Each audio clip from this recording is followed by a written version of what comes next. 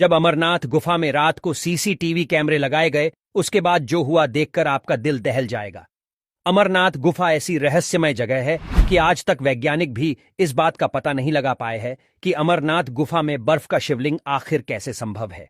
अमरनाथ मंदिर केवल 2 महीने के लिए खुलता है और बाकी पूरे साल बंद रहता है। अमरनाथ से जुड़े कई ऐसे रहस्य हैं जिसके बारे में आज तक किसी को मालूम नहीं पड़ा है, लेकिन इस बात से नकारा भी नहीं जा सकता कि जहां जहां स्वयं महादेव का वास हो, वहां चमत्कार होना तो स्वाभाविक है। आज की घटना कुछ ऐसी ही रहस्यमय चीजों से जुड़ी हुई है जिसे सुनकर आप चौंक जाएंगे। लेकिन उससे पहले अगर आप अमरनाथ के सच्चे भक्त हैं तो कमेंट में हर हर महादेव जरूर लिखें। सिर्फ 2 महीने के लिए अमरनाथ का मंदिर खुलता है और बाकी के 10 महीने बंद रहता है। इसका रहस्य आज तक कोई नहीं जान पाया है कि आखिर अमरनाथ में शिवलिंग बर्फ से कैसे बना है। यह तो स्वयं महादेव ही जानते हैं। महादेव की ही लीला है कि हमें अमरनाथ के बर्फ से बने शिवलिंग के दर्शन हो पाते हैं। अमरनाथ मंदिर का द्वार आखिरी 10 महीने के लिए क्यों बंद रहता है और बंद रहने पर भी भीतर के दृश्य कैसे होते हैं, इन सभी की जानकारी लेने के लिए एक बार एक व्यक्ति बड़ी चतुराई के साथ अमरनाथ की गुफा में सीसीटीवी कैमरा लगा देता है। उस व्यक्ति का नाम महेश था और वह जम्मू का निवासी था। फिर चोरी से अमरनाथ गुफा में सीसीटीवी कैमरा तो लगा दिया था, लेकिन उसे डर भी था कि कहीं किसी ने देख लिया तो बहुत बड़ी आफत आ जाएगी। मंदिर बंद होने में अभी 3-4 दिन बाकी थे। इन 2 महीनों में अमरनाथ में भयंकर भीड़ होती है। शिव भक्त केवल यही 2 महीने यानी कि जुलाई और अगस्त में ही अपने महादेव के दर्शन कर सकते हैं। देखते ही देखते मंदिर का द्वार बंद होने का समय आ गया।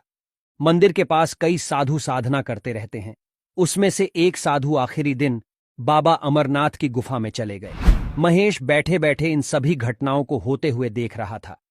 मंदिर का दरवाजा बंद करने का समय हो गया था। सभी श्रद्धालु दर्शन करके वापस लौट रहे थे, लेकिन जो साधु बाबा अमरनाथ के मंदिर में गए थे वह नहीं लौटे और मंदिर का द्वार बंद हो गया। पहले तो महेश ने सोचा कि जाकर मंदिर के पुजारी से यह बात बता देनी चाहिए, लेकिन फिर वह यह सोचकर चुप रह गया कि उसके द्वारा सीसीटीवी कैमरा लगाने की बात किसी को पता चल गई तो उसके साथ अनर्थ हो सकता है। महेश चुपचाप अमरनाथ गुफा के अंदर होने वाले सभी गतिविधियों पर नजर रख रहा था।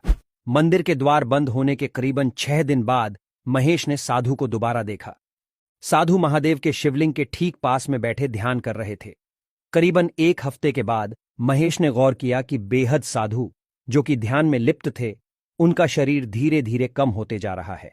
महेश ने सोचा कि कुछ नहीं खाने पीने के कारण साधु कमजोर होता जा रहा है, इसलिए शायद उसका शरीर कम नजर आ रहा है। कई महीनों तक यही दृश्य नजर आया और फिर करीबन 3 के बाद महेश ने गौर किया कि ध्यान में बैठे साधु के पैर गायब हो चुके हैं और उन्हें देखकर लग रहा था कि वो हवा में बैठे हुए हैं। मनीष इस दृश्य को देखकर चौंक गया।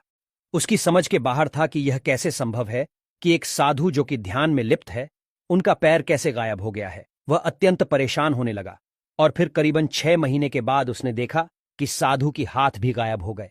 इस दृश्य को देखकर महेश इतना परेशान हो गया, वह बीमार रहने लगा। देखते ही देखते 1 साल पूरे होने वाला था। तब 10 दिनों में फिर एक बार अमरनाथ का मंदिर खुलने वाला था।